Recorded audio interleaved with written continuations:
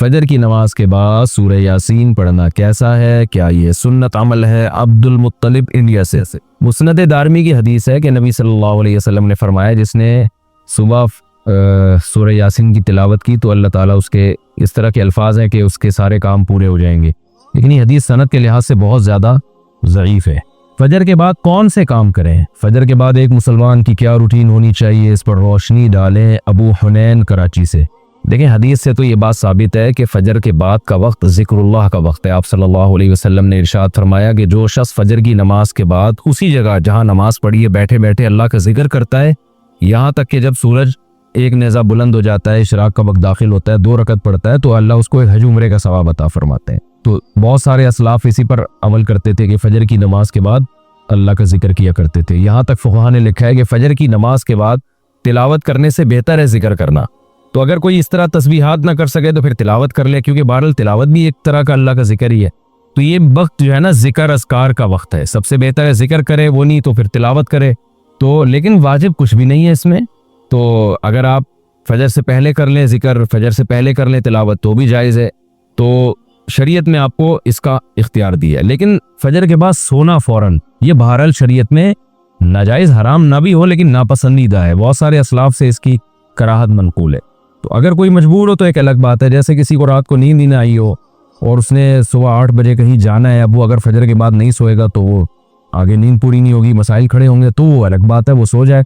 लेकिन नॉर्मली फजर के बाद सोने का मामूल बना लेना या बिला ज़रूरत ये काम करना शरीयत में पसंदीदा नहीं है। बहुत सारे असलाफ ने इसको नापसंद किया है, क्योंकि मुबारक वक्त है, अल्लाह अल्लाह करने का वक्त है। कुछ नहीं आप करते, एक्सरसाइज कर लें उस वक्त, सुबह वॉक कर लें जाके, वो अच्छी हवा है, ताज़ा हवा मिलेगी आपको, जॉगिंग कर लें उस वक्त जाके, पूरा दिन आपका अच्छा गुजरेगा। तो ये इस किस्म की एक्टिविटीज़ करनी चाहिए। और दूसरी बात, नबी सल्लल्लाहु अलैहि वसल्लम ने फरमाया, बूरिका ली उम्मती फ़ी बुकूरिहा, अल्लाह ताला ने मेरी उम्मत के कामों में बरकत रखी है सुबह के वक्तों में। तो जितने भी काम जो सुबह के वक्त में किए जाएं उसमें अल्लाह ने बरकत बहुत रखी है। तो उसमें एक्सरसाइज भी की जा सकती है, उसमें पढ़ा भी जा सकता है, कारोबार भी किया जा सकता है। लोग कहते हैं हम उस वक्त कारोबार कैसे करें, दुकानें बंद होती हैं। तो भाई कारोबार की प्लानिंग कर रहे हैं उस वक्त बैठ के आप, ठीक है, दुकान ना खोलें, कोई है ही नहीं कस्टमर आपको। कराची में तो आप सुबह अगर बैठेंगे दुकान खोल के बंदा भी नहीं मिलेगा। लेकिन हमारे एक दोस्त ने ऐसा किया है, जानने दोस्त तो नहीं जानने वाले थे, उन्होंने क्या किया, उन्होंने कहा कि मैं फजर के बाद दुकान खोलूंगा। तो ऐलान कर दिया कि जो कस्टमर फजर के बाद आएगा खुसूसी डिस्काउंट होगा उनके साथ। तो उसमें लोग इस बहाने जल्दी जल्दी जाने लगे। तो वो उनका इतना रश हो गया कि उनका उस तरह से कारोबार में जो नुकसान हो सकता था उसकी तलाफी इस तरह से हो गई। तो बहुत सारे तरीके, इंसान जब खोपड़ी इस्तेमाल करता है तो तरीके सामने आते हैं। और खोपड़ी इस्तेमाल भी फजर के बाद बहुत अच्छे तरीके से हो जाती है। बल्कि सर्दियों में तो फजर से पहले आपको खोपड़ी इस्तेमाल करना शुरू कर देनी चाहिए, क्योंकि सर्दियों में रातें बहुत लंबी होती हैं। तो ये वक्त जो है ना, इंसान का दिमाग बहुत फ्रेश होता है और उस वक्त बहुत अच्छा सोच सकता है, प्लानिंग बहुत अच्छी कर सकता है। तो ये काम फजर के बाद या फजर से पहले या फजर के बाद ये काम करने चाहिए। सूरह यासीन कुरान पाक का दिल क्यों? सूरह यासीन को कुरान पाक का दिल क्यों कहा जाता है, इसकी क्या वजह है? शुमाइला सिब्बी से शुमाइला साहिबा ने पूछा है। जी, ये भी पूछा था बेचारी खातून ने, रमज़ान से 2 महीने पहले पूछा होगा, जवाब अब मिल रहा है इनको। जी, इस सूरह यासीन को कुरान पाक का दिल कहा गया है, जिस हदीस में, तिरमिज़ी की हदीस है, इमाम तिरमिज़ी ने उस हदीस में लिखा है कि यह हदीस गरीब है, लेकिन दीगर जो मुहक्किकीन है उन्होंने इस हदीस को बिल्कुल ज़ईफ़ करार दिया है और बाज़ ने तो बिल्कुल मौजू करार दिया। तो मौजू करार देने वाली बात तो थोड़ी मुबालगा लगती है, लेकिन ज़ईफ़ बहरहाल ये हदीस है जिसमें आता है कि सूरह यासीन कुरान का दिल है, और ज़ईफ़ भी बहुत ज़्यादा ज़ईफ़ हदीस है। तो अब जब कोई किसी चीज़ की फजीलत में ज़ईफ़ हदीस होगी तो फिर उसमें उलमा की 2 राय हैं। बाज़ उलमा कहते हैं कि इससे कोई शरई मसला तो साबित हो नहीं रहा, लिहाजा इस हदीस को बयान करने में कोई हरज नहीं है, फ़ज़ाइल में ज़ईफ़ हदीस बयान की जा सकती है। और बाज़ उलमा का मौक़िफ़ है कि नहीं भाई, फ़ज़ाइल के बाब में भी एहतियात करते हैं कि जी हदीस सही ही होनी चाहिए। तो इसमें हमारे यहाँ ना गुलू बहुत है। बाज़ लोग क्या कहते हैं, किसी ने सूरह यासीन की फजीलत में ज़ईफ़ हदीस सुना दी तो बाज़ लोग उनके खिलाफ क्लिप बना के डाल देते हैं, ये देखो इनको तो पता ही नहीं हदीस ज़ईफ़ है और नबी पर बहुतान बांध रहे हैं, और देखो इनके पास इल्म नहीं है। तो ये भी जहालत की बात है। ज़ईफ़ हदीस और मौजू में फ़र्क होता है। तो और बाज़ क्या करते हैं, उनका मयार ऐसा होता है, इतना गिर जाता है कि उनको सही हदीस से पता नहीं कुछ चिड़ सी हो जाती है।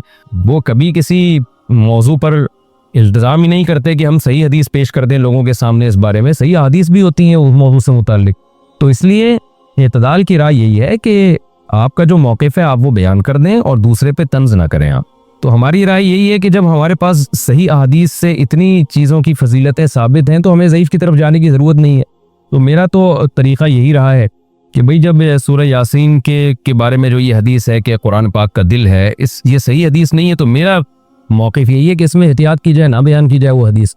लेकिन अगर कोई आलिम ये हदीस बयान करते हैं मिंबर पे सूरह यासीन की फजीलत में, तो उन पे तंज़ नहीं किया जा सकता, क्योंकि कोई शरई मसला नहीं बयान किया जा रहा।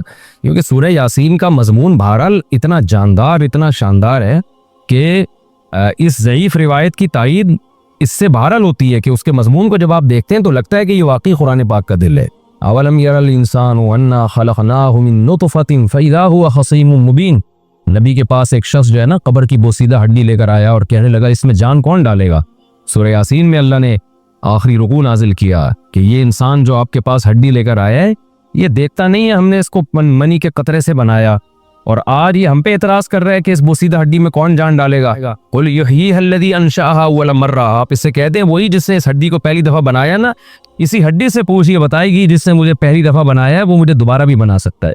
तो ऐसे जानदार मज़ामीन है सूरह यासीन के, तो इस लिहाज से उसको दिल कह देने में कोई हर्ज नहीं है। लेकिन बहरहाल इस बारे में जो रिवायत है वो काफ़ी ज़ईफ़ रिवायत है। तो हमारा तरजीह है कि जो सही अहादीस है, जैसे अब्दुल्लाह इब्न अब्बास रज़ी अल्लाह अन्हु से एक असर मनक़ूल है सूरह यासीन की फजीलत में, सुबह शाम पढ़ना चाहिए सूरह यासीन को, तो ऐसे सही रिवायात का अगर हम इल्तिज़ाम करें तो ये ज़्यादा बेहतर है। आम तौर पर जो सूरतों के अलग अलग फ़ज़ाइल के बारे में जो अहादीस है ना, इंसान की आदत ये है कि जब उसकी हर ख्वाहिश पूरी हो रही होती है, हर नेमत उसे मिल रही होती है, तो उसके दिल से नेमत की कदर ख़त्म हो जाती है और वो नाशुक्री पे आ जाता है। उसको फिर याद दिलाना पड़ता है, ये भी अल्लाह की नेमत, ये भी अल्लाह की नेमत, ये भी अल्लाह की नेमत। आपके दिल में नेमत की कदर बैठ जाए, ये दो तरीक़ों से मुमकिन है। देखो, हम टेंशन में क्यों जाते हैं, परेशान क्यों होते हैं, इसलिए कि हम एहसास कमतरी में चले जाते हैं। हमें ऐसा लगता है कि हमारे पास ये नेमत नहीं है, इसी से फिर हम टेंशन में जाना शुरू करते हैं। एक छोटी सी मैं अपने बारे में वजाहत करूं, मैं टेंशन और डिप्रेशन के बारे में बयान बहुत करता हूँ। तो हो सकता है किसी को ये एतराज़ हो कि ये माहिर नफ्सियात का टॉपिक है, ये मुफ्ती साहब का मौजू नहीं है। ये मुमकिन है ना। अब मैं जुम्मे का हर बयान गुर्दों के बारे में करना शुरू कर दूँ, गुर्दों को कैसे सेहतमंद रखा जाता है, क्या खाना चाहिए क्या नहीं खाना चाहिए, तो आप क्या कहेंगे, भाई मुफ्ती साहब ये किडनी के स्पेशलिस्ट का टॉपिक है, आम डॉक्टरों का भी नहीं, तो ये मौलानाओं का टॉपिक नहीं है। एक तो ये आपका टॉपिक नहीं है, दूसरी भाई आप कोई किडनी स्पेशलिस्ट है कि आपको इसके बारे में बहुत ज़्यादा मालूमात हो। दोनों चीज़ें देखी जाएंगी ना, यानी आपकी नॉलेज भी इस बारे में पूरी नहीं है। अगर होती तो आप स्पेशलिस्ट होते किडनी के। दूसरा, अगर नॉलेज है भी तो ये मौजू आपका नहीं है। हम यहाँ गुर्दों के और किडनी के बारे में सुनने के लिए नहीं आते, यही कहेंगे ना आप।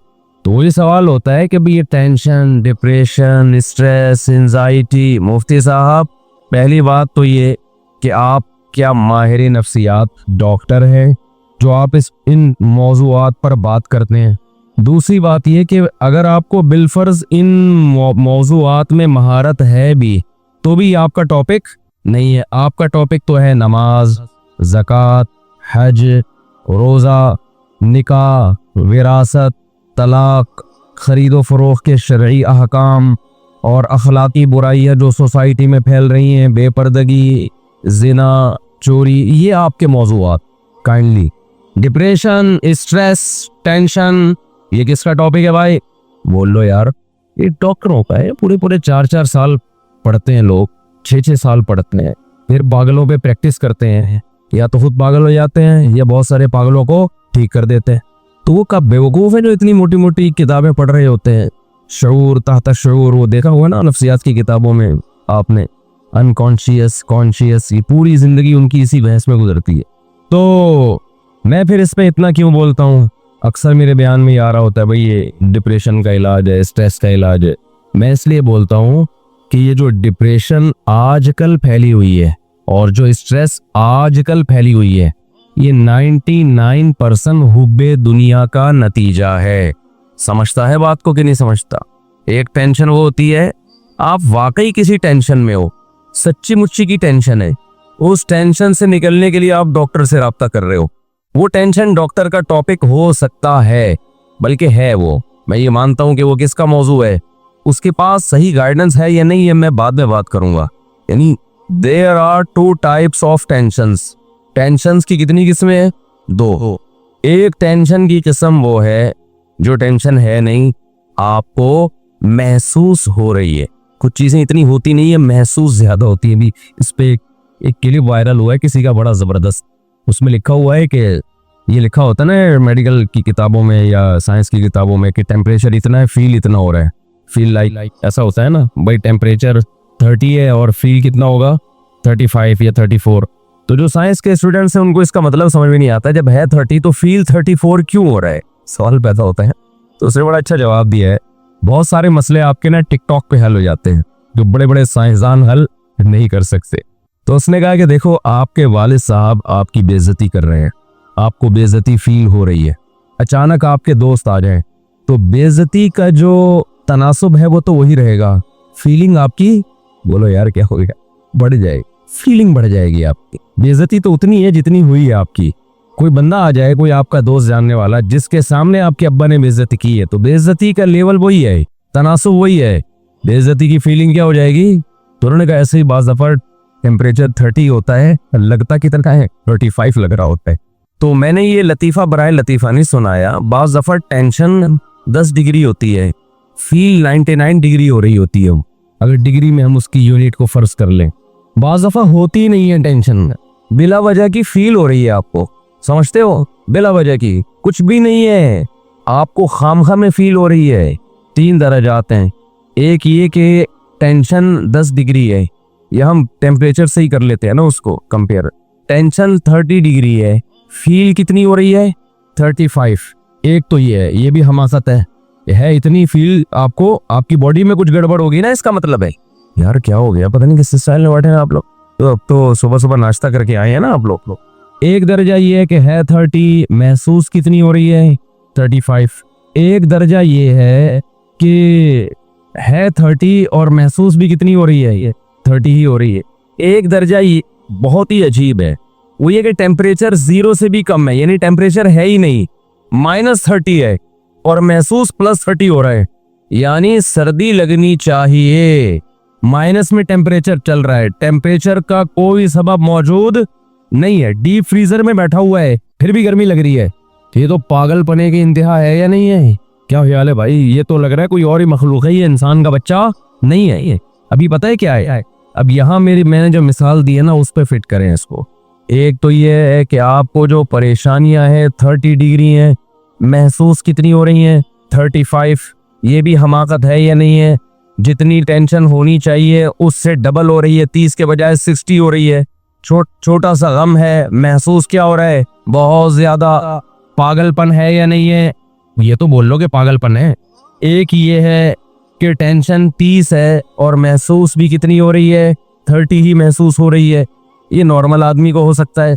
एक ये है कि टेंशन है ही नहीं, खुशियां ही खुशियां हैं, महसूस टेंशन हो रही है।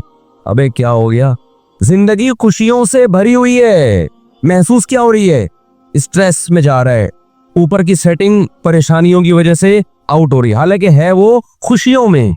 99% लोग इस जमाने में इस लेवल पे हैं, इस कैटेगरी में हैं। खुश होने का मौका था, शुक्र का मौका था, नेमतों के समंदर में डूबे हुए हैं, महसूस क्या हो रहा है उनको, टेंशन महसूस हो रही है। तो अब होगा क्या, तो ये मजहब का टॉपिक इसलिए है कि ये है नाशुक्री, जिसकी बेस पे आपको परेशानी हो रही है। और नाशुक्री किसका टॉपिक है भाई, ये तो मजहब का टॉपिक है ना, शुक्रगुजार बनाना या नाशुक्रा। शैतान शुक्रगुजार था कि नाशुक्रा था, नाशुक्रा था, टेंशन में गया कि नहीं गया, जब नाशुक्री होती है तो टेंशनें होती हैं, टेंशन में गया। अबे मैं आग का बना हुआ, यही बातें कर रहा था ना, मैं आग का बना हुआ, ये मिट्टी के बने हुए, मैं इनको सजदा क्यों करूं। सख्त किस्म की डिप्रेशन में था शैतान उस वक्त, हालांकि खुश होने का मौका था, ये टेंशन और डिप्रेशन का मौका नहीं था। खुश क्यों होता, अल्लाह की नेमतों को सोचता कि आग से बनाया मुझे किसने, अल्लाह ने बनाया, मुझे इतना ऊंचा मर्तबा किसने दिया, अल्लाह ने दिया। मुझे तो अल्लाह गधा घोड़ा भी बना सकता था, कुत्ता और खिंजीर भी बना सकता था, तो मेरे रब ने मुझ पर एहसान करके एक कुत्ते गधे घोड़ों से आला मखलूक बना दिया, तो शुगर का मौका था या नहीं था? इससे पता चलता है टेंशन हमेशा नाशुक्री से पैदा होती है। पाकिस्तान की तारीख में इसकी मिसाल नहीं मिलती है, सैलाब से जो तबाही आई है, तो लाशें निकल रही हैं कीचड़ के अंदर से। कुछ लोग ऐसे हैं जो बीच में खुश्की में फंस गए, उनके पास खाने का इंतजाम नहीं, वो भूख से तड़प के मर रहे हैं। अब आप देखें ना, इन हालात में मीडिया को देखें तो उनके सियासी झगड़े फड्डे ही चल रहे हैं, वो ऐसा है, वो ऐसा है, वो यूं है, कोई भी कौम का नहीं सोच रहा। थोड़ी देर के लिए तसव्वुर कर लें, आप किसी ऐसी जगह फंसे हुए हो जहां चारों तरफ पानी हो, ना आप उससे निकल के जा सकते हैं, ना आपके पास कोई खुराक का इंतजाम है, तो आप पे गुजरेगी क्या क़यामत गुजरेगी, और कैसे तरस रहे होंगे, तड़प रहे होंगे कि कोई खुराक का इंतजाम हो जाए और इस पर ऊपर से दोबारा बादल बरसना शुरू हो जाए। भाई ये सैलाब ज़दगान के हवाले से चंद बातें आप सुन लें। पाकिस्तान की तारीख में इसकी मिसाल नहीं मिलती है, सैलाब से जो तबाही आई है। 2011 में भी 10 या 11 में भी आया था सैलाब, मगर इतनी खतरनाक नौयत का नहीं था। लाशें निकल रही हैं कीचड़ के अंदर से, अल्लाह बचाए बच्चे। कुछ लोग ऐसे हैं जो बीच में खुश्की में फंस गए, उनके पास खाने का इंतजाम नहीं, वो भूख से तड़प के मर रहे हैं, वहां तक कोई पहुंच भी नहीं रहा। अब इसमें एक तरीका तो ये कि हम हुकूमतों को बुरा भला कहते रहें। अब आप देखें ना, इन हालात में मीडिया को देखें तो उनके सियासी झगड़े फड्डे ही चल रहे हैं, वो ऐसा है, वो ऐसा है, वो यूं है, कोई भी कौम का नहीं सोच रहा। थोड़ी देर के लिए तसव्वुर कर लें, आप किसी ऐसी जगह फंसे हुए हो जहां चारों तरफ पानी हो, ना आप उससे निकल के जा सकते हैं, ना आपके पास कोई खुराक का इंतजाम है, तो आप पे गुजरेगी क्या क़यामत गुजरेगी, और कैसे तरस रहे होंगे, तड़प रहे होंगे कि कोई खुराक का इंतजाम हो जाए और इस पर ऊपर से दोबारा बादल बरसना शुरू हो जाए। तो इस मौके पे हमारी बहुत बड़ी जिम्मेदारी है कि हम इस कस्म पुरसी में जो लोग पड़े हुए हैं, हम उनको बेयारो मददगार ना छोड़ें। अच्छा, इसमें एक गड़बड़ ये भी है कि जब भी मुल्क में इस तरह के हालात आते हैं, बहुत से फ्रॉडी लोग उन हालात को कैश करा के अपनी जेबें भरना शुरू कर देते हैं, क्योंकि लोगों के दिल में एक जज्बा होता है ना ताउन का। किसी ने भी कह दिया मेरे मामू का वहाँ घर टूट गया, ले भाई इतने पैसे ले ले। किसी ने भी कह दिया मेरे खाला के साथ वहाँ बेवा खाला थी, उनका बेचारी का घर टूट गया, ले भाई इतने पैसे से। ये काम आपने नहीं करना, क्योंकि बहुत से फ्रॉडी लोग कैश करा रहे होते हैं आप इस किस्म के हादसात को। आप कह सकते हैं फ्रॉडी होगा तो वो जाने, अल्लाह जाने, हमने तो पैसे दे दिए ना। भाई आपके पैसे देने से नुकसान ये होगा कि जहां लगने चाहिए थे वहां नहीं लगते। या तो आपके पास इतना पैसा होता ना, फेंकते रहो बैठ के कि भाई चलो फ्रॉडी है तो बहुत से नेक लोग को भी लग जाए, आपने तो महदूद पैसा देना है ना। तो ऐसे मौके पे सबसे बेहतर तरीका तो ये है कि जो हमारे ताजिर लोग हैं वो खुद अपनी गाड़ियों में जाएं। मैं 2010 में या 11 था, हम लोग किश्तियों में गए थे, अंदर किश्तियों में, क्योंकि गाड़ियों के रास्ते बंद हो गए थे। वो किश्तियां उन जगहों पे चली हैं जहां असल में खुश्की थी, लेकिन इतना पानी खड़ा हो गया था कि हम लांचों के जरिए अंदर गए और अंदर घर घर जाके हमने खुराक तकसीम की थी। तो असल तो ये है कि खुद से जाएं। मेरा भी इरादा है इंशाअल्लाह अनकरीब सफर करने का, बलूचिस्तान या सिंध की तरफ मैं भी जाऊंगा इंशाअल्लाह। जो टूटा फूटा हमसे ताउन हो सका हम करेंगे इंशाअल्लाह।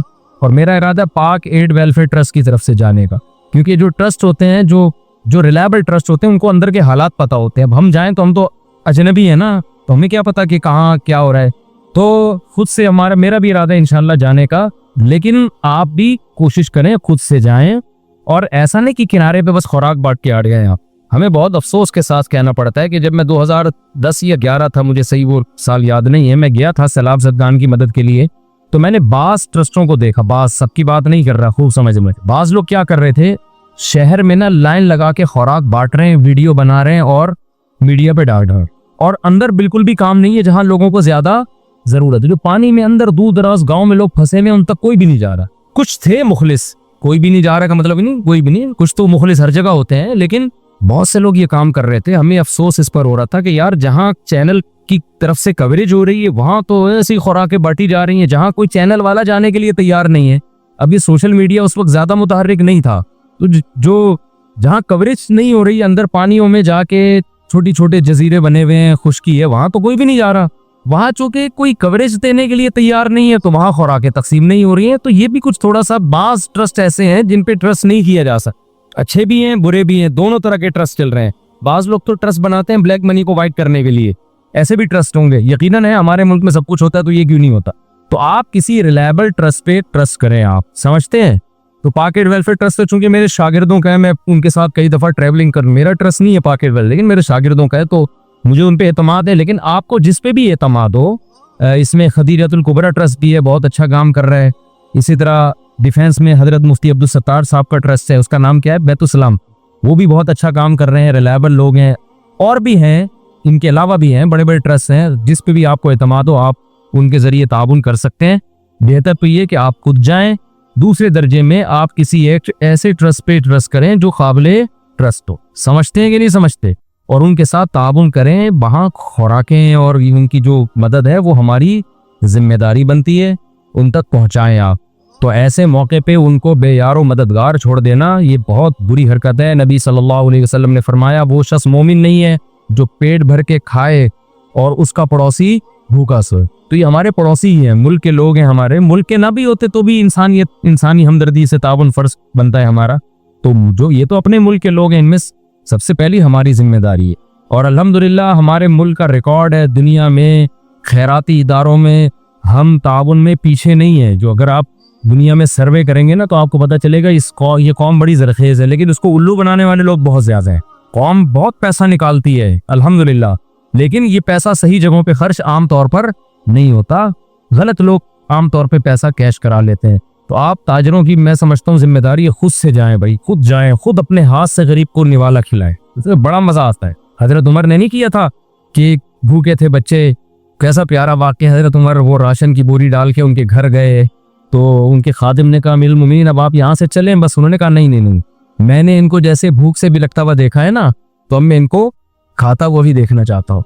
तो इन लोगों को जाके आप, हमें इतना अच्छा लगता था जब 2010-11 में गए तो हमने जब उनको खुराकें दी, वो ऐसे गरीब लोग, ऐसे बेचारे सादा चावल और चने थे उसमें, वहीं हमने देगे बनवा के वहीं बांटते थे जाकर। वो इतना खुश हो रहे थे। उसमें हिंदू भी थे और ईसाई भी थे, मुसलमान भी थे, सबको खिलाया अल्हम्दुलिल्लाह। वहाँ कुरान मजीद में अल्लाह ताला का हुक्म है कि माल खर्च करने में एतदाल से काम लो, म्याना रवि से काम लो। वला तबसुतहा कुल्लल बस्त वला तजअल यदका मगलूलतन इला उनुक़िका वला तबसुतहा कुल्लल बस्त। पैसा भी एक कुव्वत है ना, आपके पास एक ताकत है। ताकत का मतलब क्या है? वो सलाहियतें, वो कुव्वतें जिनकी बेस पे आप वो कुछ कर सकते हो कि जिसके पास ये वसाइल ना हो वो नहीं कर सकते। आपके पास पैसा है, आप पैसे से वो कुछ कर सकते हो जो गरीब आदमी बोले नहीं कर सकता। आपके पास इल्म है तो एक जानने वाला वो कुछ कर सकता है जो ना जानने वाला बोले नहीं कर सकता। फिर आपके पास एक खास इल्म है, खास इल्म से वो रूहानी इल्म नहीं है, वो तो बकवास है, कुछ भी नहीं है वो जो तावीज़ गंडों का ये इल्म है ही नहीं। तो ये खूब समझ लें, नए नए लोग भी आ जाते हैं, ये जो रूहानी इल्म है ना ये है ही नहीं। कितने अमलियात और शेखुल वज़ाइफ और वजीफ़ों का इल्म A to Z ही गलत है। वजीफ़ों का इल्म कोई इल्म नहीं होता, खूब समझ लें। बहुत लोग बेवकूफ़ बन रहे हैं। जैसे 4 शादियों के मौजू पर मैं अकेला चला था ना, अब बहुत से लोग कायल हो गए कि नहीं हो गए। ये वजीफ़ों का भी सिरे से कोई इल्म है ही नहीं, खूब समझ लें। ये टोटली उल्लू बनाने का काम है। इसमें भी लोग मुझे कहते हैं कि फजूल बातें कर रहा है, बिल्कुल न सर न पैर। इतने बड़े बड़े उलमा और शेखुल वज़ाइफ हैं। उलमा और शेखुल वज़ाइफ ये 2 चीज़ें जमा बोलो नहीं हो सकती। जिसके पास दीन का इल्म है उसके पास फालतू कामों की फुर्सत ही नहीं होती। तावीज़ दे देना एक अलग चीज़ है, वो तो हम भी दे देते हैं। दम कर देना रुकिया के तौर पे एक अलग चीज़ है, वो तो सहाबा ने भी किया, हम भी करते हैं, बुजुर्गान, कोई भी मस्जिद के इमाम से करवा लो। ये इल्म जो है ना, इल्म आता है, आता वाता क्या है आपको, क्या है ये, इसका कोई सिलेबस, कोई निसाब, कोई मदरसा, ये सीना बसीना चल रहा है। कहते सीना बसीना, सीना बसीना का मतलब कुछ भी नहीं है, कभी कोई ट्रेस ही नहीं हो सकता। जिसके सीने से लिया है उसके पास क्या दलील है कि इसके पास आया है। ये रूहानी जो फजूल लोग हैं ना, रूहानी इलाज जो करते हैं, इनसे पूछो तुमने ये इल्म कहाँ से हासिल किया। जो उलूम है, अच्छा इल्म भी नहीं कहते इसको, कहते हैं उलूम। कहते हैं हमारे पास क्या है, उलूम। क्योंकि इल्म कहते ना तो वो पकड़ाई में आता, कौन सा इल्म है। उलूम कह दिए, इतने सारे हैं, अब क्या पता चलेगा कौन से हैं भाई। बहुत सारे हैं भाई, हम नहीं बता सकते, बहुत सारे उलूम हैं। आप मुझे देख लो, मैं इनके खिलाफ इतना चीखता हूँ, मेरा क्यों कुछ नहीं बिगाड़ते। ये बिगाड़ ही नहीं सकते, इनके पास उलूम ही नहीं है। मैं किसी डॉक्टर के खिलाफ इतना चीखूं, मेरा बिगाड़ेगा कि नहीं बिगाड़ेगा। वो टीका लगा के चले जाएगा, मैं मर जाऊंगा। गलत दवा खिला देगा, मर जाऊंगा। सियासतदान के खिलाफ बोलूं सुबह शाम, बिगाड़ेगा कि नहीं बिगाड़ेगा।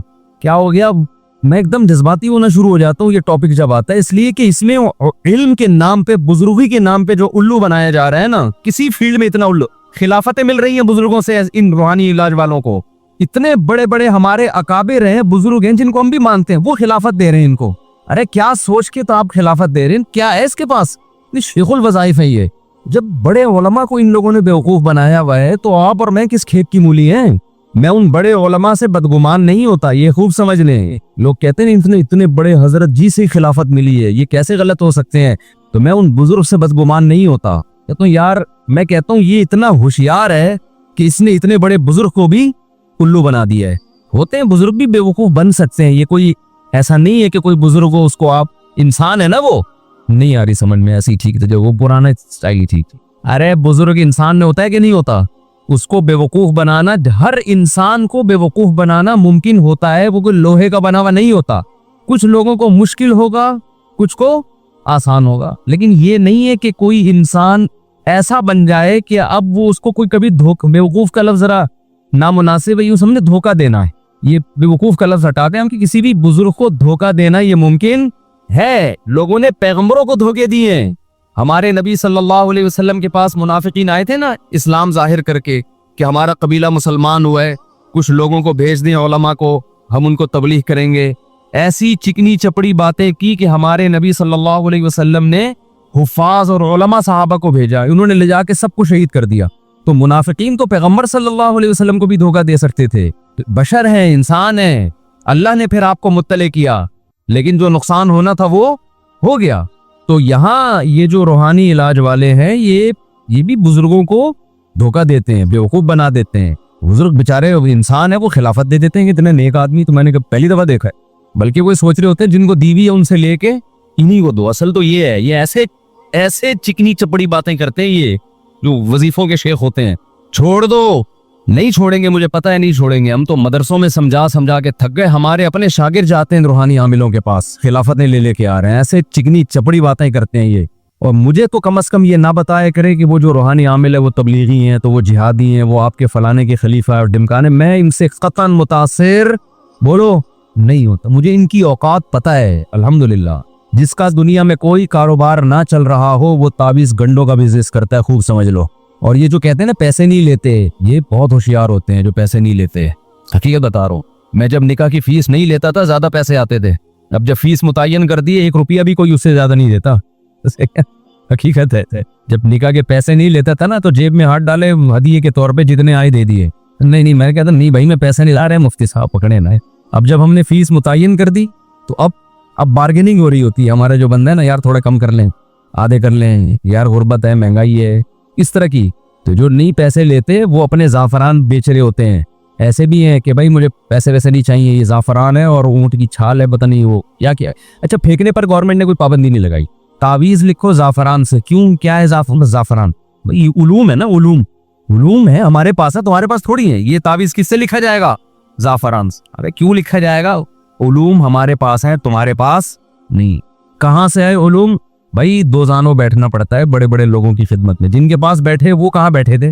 वो अपने बड़े के पास बैठे थे, वो कहाँ बैठा था? आखिर में सिलसिला कौन से किधर जाके मिलता है? पता नहीं कहाँ जाके मिलता है। सहाबा ताबीन से तो नहीं मिलता, ना किसी अंग्रेज सियासतदान से मिलता है, ना किसी यूनानी हकीम से मिलता है। ऐसे ही है जैसे आप एक रेगिस्तान में सफर कर रहे हैं, आगे पता ही नहीं, खानेवाल पे जाके 2 होते हैं ना, एक सरगोदा अलग और लाहौर अलग। खानेवाल पे जाके आपको जंगल में भेज दिया, कहाँ जा रहा है भाई? बस जा रहे हैं, कोई सर कोई पैर नहीं। और इनका असर उन्हीं पर होता है जो इन लोगों पर यकीन रखते हैं। अब आ गई ये बात तो मैं इसको जरा निपटाऊं ना, फिर आधी बात से फिर आधे क्लिप बनते हैं। तो क्या कह रहा था मैं यार, वो एतदाल तो अभी आ रहा हूं। अच्छा, मुझे भी लोग कहते हैं आप रूहानी इलाज वालों के रद में एतदाल से काम नहीं लेते। जो मैं एतदाल देखो, एतदाल की डेफिनेशन क्या है? एतदाल का मतलब ये नहीं है कि 2 पॉइंट आपने मुतय्यन की और मैं उसके बीच में आ जाऊं। 2 हदों के दरमियान को एतदाल कहते हैं ना, लेकिन वो हद आप थोड़ी मुतय्यन करेंगे, हद शरीयत मुतय्यन करेगी। जहां शरीयत ने रहनुमाई नहीं की वहां अकल मुतय्यन करेगी। इसकी मिसाल ऐसे जैसे लोग कहते हैं कि भाई कादियानियों के बारे में एतदाल से काम लो, इनको काफिर ना कहो। एतदाल ये है कि आप इनको ये कह दो कि भाई ये ठीक है मुस्लिम नहीं है, लेकिन काफिर ना कहो। काफिर कहना बेतदाली है। ये बेतदाली की डेफिनेशन आपने खुद मुतय्यन की है। हम कहते हैं एतदाल ये है कि काफिर कहो, बेतदाली ये है कि कत्ल के फतवे ना लगाओ, ये बेहतर, ये हद से ज्यादती हो। तो हद मुतय्यन कौन करेगा? शरीयत मुतय्यन करेगी। उस हद को क्रॉस करना बेइतदाली है। जहां शरीयत नहीं है वहां कौन मुतय्यन करेगी? अकल। एक जाली हकीम, एक जाली डॉक्टर बैठा है जिसको कुछ भी नहीं पता, वो इलाज कर रहा है। हम कहेंगे ना इसका क्लिनिक बंद कराओ, इसका मतलब बंद कराओ, धरने दो, जुलूस निकालो। इस तरह के लोग लोगों की सेहतों से खेल रहे हैं। एक आदमी कह रहा है बेतदाली कर रहे हो, तो ये बेतदाली कहलाएगी? भाई 2 नंबर जब है तो क्यों? तो ये बेतदाली नहीं है, ये ऐन एतदाल है जो मैं कह रहा हूँ। तो मैं जल्दी से ये समेट के खत्म करूं। ये जो रूहानियत के नाम पे जो कुछ हो रहा है ना, इसमें कोई किसी का और बड़े बड़े उलमा के साथ ये फुलतरू की तरह चिपकते हैं रूहानी इलाज वाले। मेरे साथ ही बहुत चिपकने की कोशिश की, मैंने भगाया है। इनमें एक चीज होती है, तमाम रूहानी वालों में ना, गैरत नहीं होती। आप इनको धक्के दे के निकालें, आप इनको गालियां दे के अपने पास से निकालें, ये फिर भी गुस्सा नहीं करेंगे। वजह क्या है कि ये काम गैरत के साथ क्या हो गया, नहीं चल सकता। गैरतमंद आदमी ज्यादा पैसे कमा नहीं सकता है, समझ रहे हो? आप इनको धक्के दो, इनको गालियां दो, इनको बुरा भला कहो, ये फिर भी चिपके हजरत हजरत हजरत करते। इनको पता है यार ये हजरत मशहूर है, इसके साथ जब तक सेल्फियां नहीं आएंगी और ये सर पे शफकत का हाथ नहीं रखेगा, हम दुनिया में मशहूर नहीं होंगे। ऐसे दुकानें बनाते हैं ना अपनी आप की। बड़े बड़े उलमा के साथ इसी तरह बैठते हैं। जाहिर है उलमा बाखलाक होते हैं, जब वो कोई इतनी इज्जत दे रहा होता है वो भी समझते हैं बेचारा नेक आदमी है, बिठा लेते हैं। फिर अपने ऊपर उलमा दम करवा रहे होते हैं इनसे। तो वैल्यू जब तक आखिरत कायम नहीं होती, सबको यकसा वैल्यू दे रहे हैं, सबको बराबर वैल्यू दे रहे हैं। तभी अल्लाह की नजर में हिदायत पर आने में, काले गोरे में, मालदार और गरीब में कोई फर्क नहीं है। तभी तो अल्लाह ने पैगंबरों को कहा कि आपने जब दावत देनी है तो मालदार और गरीब का, सरदार और गुलाम का फर्क नहीं करना, ये फर्क नहीं करना। पैगंबरों पर सबसे बड़ा एतराज ही होता था कि आपकी मजलिस में तो मालदार गरीब लोग बैठते हैं, हम मालदारों की इज्जत खराब होती है इनके साथ बैठने पर। तो अल्लाह ने पैगंबरों को क्या कहा कि ना ना ना, इन गरीबों को अपनी महफिल से निकालने की आपको इजाजत नहीं है, क्योंकि अगर आपने निकाल दिया तो इसका मतलब अल्लाह भी क्या कर रहा है, वो अमीर गरीब का फर्क कर रहा है। बनाता खुद अमीर गरीब है और फिर खुद ही फर्क कर रहा है। तो भाई ये तो दौलत तो अल्लाह की देन है, इसमें किसी की फजीलत की क्या बात है? तो इंसान को अल्लाह ने अकल दी, इंसान अब ख्वाहिशात का गुलाम बनेगा ना, तो मेरे भाई आपकी नज़र में अच्छा हो सकता है, अल्लाह की नज़र में उसकी 2 टके की वैल्यू नहीं। अल्लाह कहते हैं तू उस इम्तिहान में नाकाम। अच्छा, ये भी एक बात है, अल्लाह ने जब इज्जत, देखो बेइज्जती हमेशा उसकी होती है जिसकी इज्जत हो। ये मैं कई बार बयान में मिसालों से समझा चुका हूँ। बहुत से लोगों को मैंने ये मिसाल दी ना कि इज्जत, आपको बेइज्जती फील हो रही है ना, तो इज्जत खत्म कर दो अपनी, उससे बेइज्जती आपकी फील होना क्या हो जाएगी? घर में अब्बा से सुबह शाम ताने मिल रहे हैं ना एक आदमी को, तो कह रहा है मैं बहुत, मुझे महसूस होती है बेइज्जती। तो मैंने कहा जब कई दिन तक अब्बा से ताने सुनते रहोगे तो आपकी इज्जत का ग्राफ इतना नीचे आ चुका होगा कि बेइज्जती महसूस होने का ग्राफ भी उसी हिसाब से नीचे आ चुका होगा। तो ये भी एक पैकेज है खुदकुशी से बचने का। बाज लोग खुदकुशी के इरादे से आते हैं मेरे पास कि मैं तो अब खुदकुशी कर रहा हूँ क्योंकि अब्बा की तरफ से ताने इतने बेरोजगारी के और ये वो। तो मैंने कहा इसमें खुदकुशी का क्या है भाई, ताने हैं तो क्या हो रहा है? कह रहे बेइज्जती बहुत होती है घर में हर वक्त। तो मैंने कहा बेइज्जती तो थोड़े दिनों में क्या हो जाता है, इंसान बेइज्जती का आदी हो जाता है।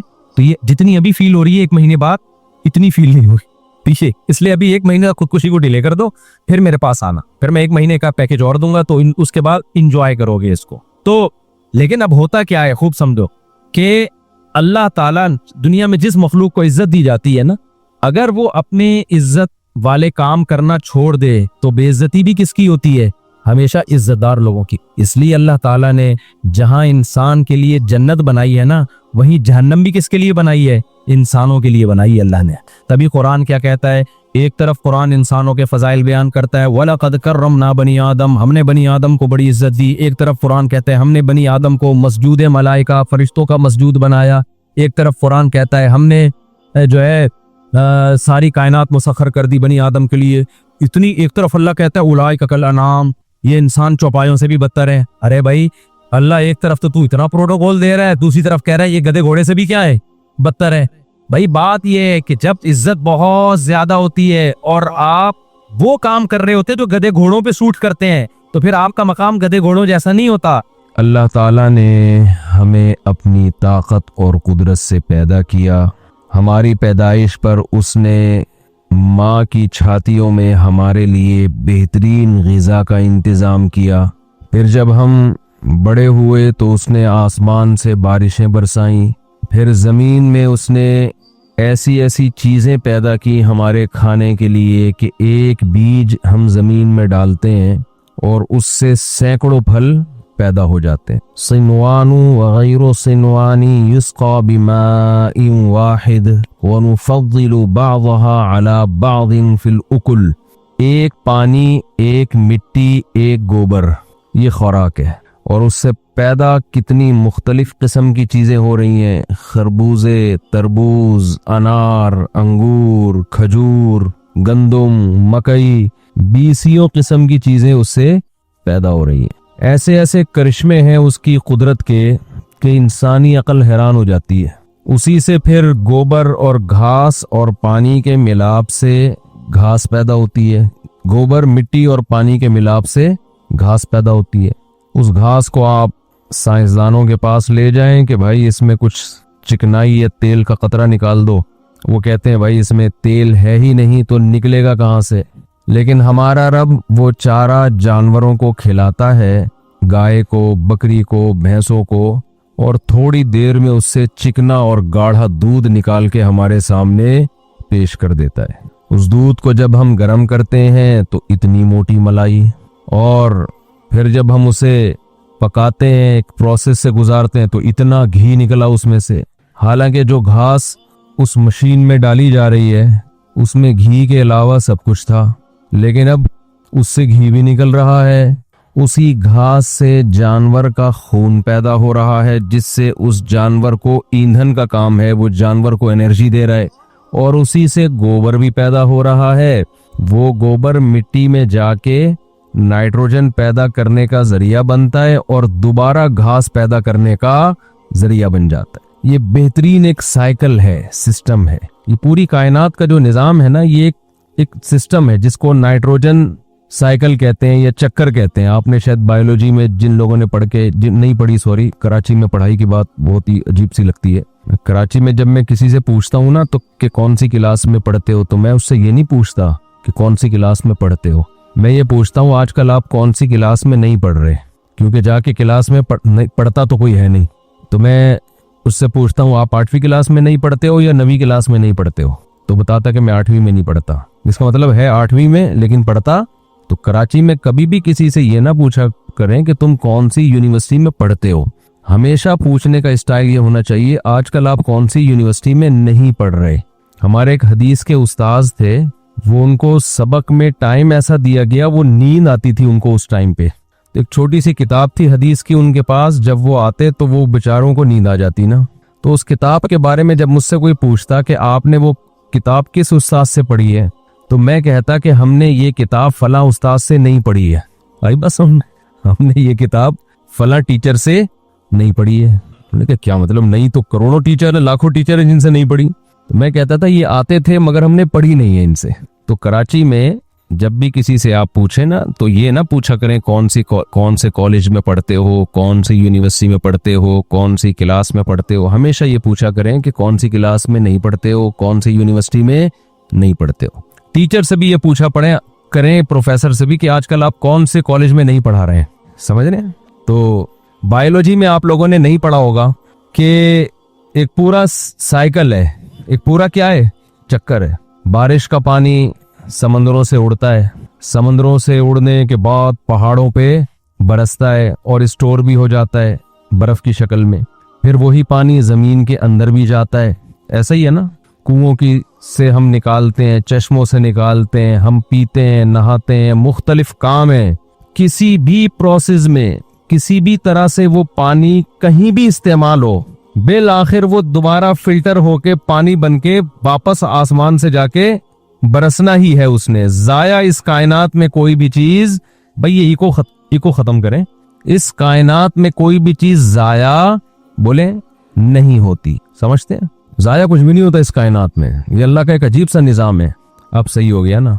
एक खरबूजे के बीज को हम जब जमीन में दफन करते हैं, अब ये चक्कर देखें अल्लाह ने कैसे चलाया हुआ है। जिसने कभी खरबूजा उगता हुआ ना देखा हो, फल फ्रूट, कोई बिसूं समझ ले कि मरीख से कोई मखलूक आई हमसे मिलने के लिए, फर्ज करने पर गवर्नमेंट की तरफ से कोई पाबंदी नहीं है, मरीख से कोई मखलूक आई, चांद से कोई मखलूक आई, हमने उसे दिखाया एक खरबूजे का बीज। हमने कहा आओ हम तुम्हें एक जादू दिखाते हैं। उसने कहा क्या जादू है? ये बीज है। हमने कहा देखो इसमें कलाकारी है भाई। हमने उस खरबूजे के बीज को डाल दिया जमीन के अंदर वो फौरन कहेगा यार तुमने इसको दफन कर दिया तो ये तो खत्म हो जाएगा। प्लास्टिक के अलावा तमाम चीजें जमीन में जाके खत्म, इंसान खत्म हो जाते हैं। खरबूजे की बीज क्या चीज है भाई? कितने बड़े बड़े फंटर दुनिया में आए, जमीन में जाके बड़े हैं, ये खत्म हुए। कोई देखा आपने वसीम भाई को दफनाया तो 6 वसीम और निकल आए उसमें से, है भाई?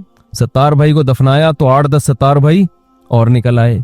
जमीन में लोहा डालें आप, कॉपर डालें, सोना डालें, चांदी डालें, कुछ भी डालें, जमीन आहिस्ता आहिस्ता खा के खत्म। सिर्फ प्लास्टिक ऐसी चीज है जो बहुत 200-250 साल या पता नहीं 500 साल में भी जाके खत्म नहीं होती। लेकिन आपने एक ऐसा जादू दिखाया उसको कि आपने उसको कहा यार मैं एक चीज दिखाता हूं तुम्हें।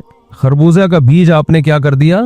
उस गोबर और मिट्टी के अंदर डाल दिया। वो क्या कहेगा? वो कहेगा भाई इससे जैसे पूरे पूरे इंसान खत्म हो जाते हैं तो ये बीज भी क्या हो जाएगा? खत्म हो जाएगा। आपने कहा भी देखो जादू। थोड़े दिनों में उससे एक बारीक सी कोंपल निकली, वो जमीन के सीने को उसने फाड़ा, कितना भी सख्त हो, लेकिन उसने उसको क्या कर दिया? इतनी सी मामूली से तने ने उस जमीन के सीने को फाड़ा और आहिस्ता आहिस्ता बड़ा होना शुरू हो गया। वो कह रहा है यार ये तो जादू है, बड़ा अजीब, इसको तो खत्म होने के बजाय क्या हो गया? ये तो बढ़ गया। तो आप उससे जवाब में कहेंगे बेटा अभी तो जादू की इब्तिदा है, अभी तो जादू शुरू है, देख होता क्या है आगे। अब वो बढ़ते बढ़ते बढ़ते उसे जहां जगह मिल रही है ना, कहीं धागा नजर आया वो उस पे लिपटना शुरू, जैसे कोई पहाड़ पे चढ़ रहा हो ना ऐसे लिपटना, उसको ऊपर जाना है ताकि सूरज की रोशनी मिले उसको। जहां उसको कोई जगह नजर आ रही है वो उस पे लिपटना शुरू। मरीख से आया हुआ बंदा कहेगा यार इसके पास दिमाग है क्या? है भाई, खोपड़ी तो कहीं नजर नहीं आ रही, न इसकी आंखें हैं, न इसके कान है, न इसकी नाक है, न इसका दिल है, न इसका दिमाग है, न इसका जिगर है, तो ये कोंपल को पता कैसे चला कि मैंने इसके गिर्द बेलें ऐसे लिपटती हैं कि नहीं है? इसको कैसे पता चला कि लिपटना है? आप कहें भाई ये जादू है, अभी तो इब्तिदाए इश्क है, आगे देख क्या होता है। वो मरीख से आया हुआ आदमी हैरान हो रहा है। मरीख का तो पता है ना, मरकरी बोलते हैं ना, क्या सॉरी मरकरी तो उसको बोलते हैं जो शुरू का है ना, अतार्द। हमने असल में उर्दू में याद किए थे, मरकरी किसको बोलते हैं आप खुद सोच लेना। हमने भी नहीं पढ़ा ना, हमने ये चीजें 9th क्लास में नहीं पढ़ी, तो फिर भी गलती से कुछ पढ़ लिया तो याद रह गया। कोशिश तो पूरी यही थी कि यानी स्कूल का सिस्टम ऐसा था कि नहीं पढ़े। तो अब क्या है कि जनाब उसने कहा कि भाई ये कोई और सैयारा फर्ज कर लेते हैं जो आसान हो, कोई चांद सही है भाई, करीब भी है, आना भी आसान है वहां से। जब एक ऐसी चीज फर्ज की जा सकती है जो आसानी से हो तो मरीख पे जाने की जरूरत क्या है हमें। तो अब क्या है कि उसने देखा कि यार ये बढ़ना शुरू, जहां उसको जगह मिलती है ना वो ऊपर की तरफ जा रही है, वो बेल जहां जगह मिले, कोई धागा लटका दे वो उस पे, जैसे नहीं कोई रस्सी किसी ने फेंकी भी हो और आप ऊपर चढ़ने की कोशिश कर रहे हैं। कहेगा यार ये क्या जादू है यार, ये तो अकल में नहीं आ रहा, इसका दिमाग कहां से आया, इसके पास नजर तो आ नहीं रहा कहीं दिमाग। चलो मैं इसके सर को काट के देखता हूं। ऊपर से उसने उसके सर को काट दिया कि इसकी अगर कोई खोपड़ी है तो ये गायब हो जाए। सर को काटने से भी मसला हल नहीं हुआ, जो बचा है वो उसने लिपटना शुरू, ऊपर ऊपर के जा रहा है वो। उसके बाद क्या हुआ जी, वो बढ़ते बढ़ते बढ़ते एक फूल पैदा हुआ उसके अंदर, दूसरा फूल, तीसरा फूल, खुशनुमा खूबसूरत कलरफुल फूल पैदा होना शुरू हो गए उसके अंदर। इतने खूबसूरत फूल, उसमें खुशबू भी है, अट्रैक्शन भी है। अब वो जो बंदा चांद से आया वो कहेगा यार ये क्या जादू है, इतनी खूबसूरत चीज ये कौन डिजाइन कर रहा है बैठ के इसमें, ये कौन इसमें कलर भर रहा है, हमें तो कोई बंदा नजर नहीं आ रहा, और ये क्यों भर रहा है इसमें कलर, इसका मकसद क्या है? आप कहें अभी सबर कर, तुझे नजर नहीं आ रहा ना ये कौन कर रहा है, आप कहीं ऑटोमेटिकली हो रहा है खुद ब खुद, ये जादू है, ये खुद ब खुद हो रहा है। और अभी जादू शुरू नहीं हुआ, अभी तो होगा आगे चल।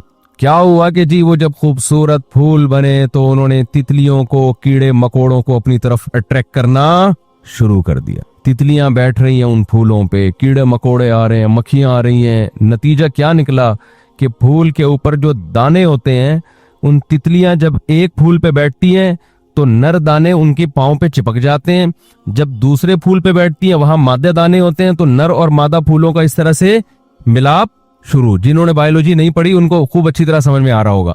ऐसे ही होता है ना फूलों का मिलाप, परिंदों के जरिए, हवाओं के जरिए, तितलियों के जरिए। अब जब ये मिलाप होना शुरू हुआ, वो चांद से आया हुआ इंसान देख रहा है यार ये हो क्या रहा है, ये तितलियां क्यों बैठ रही है, इत्तेफाक से हो रहा है। कहेगा नहीं, इसका एक रिजल्ट निकलेगा, अभी एक नतीजा जाहिर होगा इसका।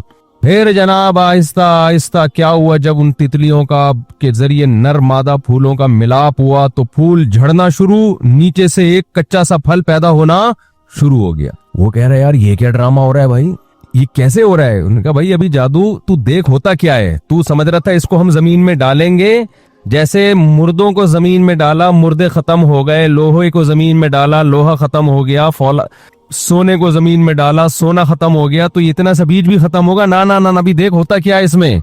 अचानक वो कच्चा सा फल बढ़ते बढ़ते बढ़ते बढ़ते बढ़ते उसमें पीला रंग पैदा हुआ, खुशबू पैदा हुई, पूरा एक खरबूजा निकल आया।